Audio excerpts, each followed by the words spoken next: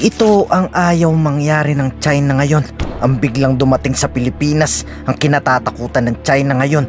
Ayon sa nakalap nating impormasyon, nagulat ang People's Liberation Army nang malamang rumesbak na sa Pilipinas ang Indian Navy. Ayon kay Indian Ambassador Shambu Kumaran, formal na niyang inaanunsyo na tutulong dito ang kanilang militar matapos sabihing kampi sila sa Pinas kontra sila sa Chino.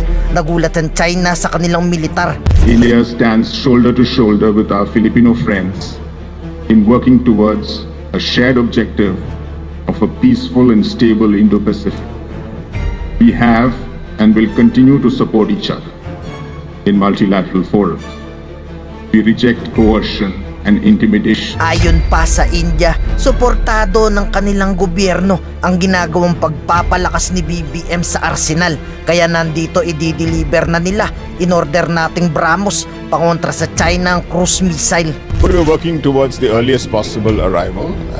I don't have a timeline at this moment, but it's going to be soon. Pakiusap pa ng India, payagan din sana ng Pangulong tumulong magbantay dito ang INS Kagma, isa sa pinakamalaki at pinaka-advanced anti-submarine warfare corvette na nakadaong ngayon sa Manila, na gustong sumali sa Maritime Joint Exercises. Gustong sumama sa pag-iensayo ang India.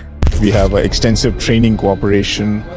We would like to see joint exercises between our navies. We hope that can happen soon.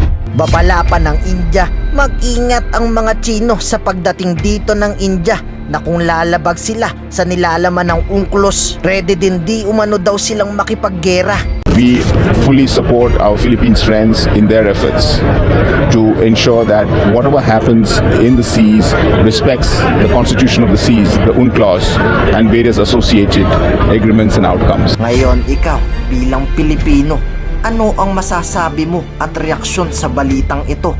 Mag-iwan ka ng komento sa ibaba at atin pong babasahin isa-isa.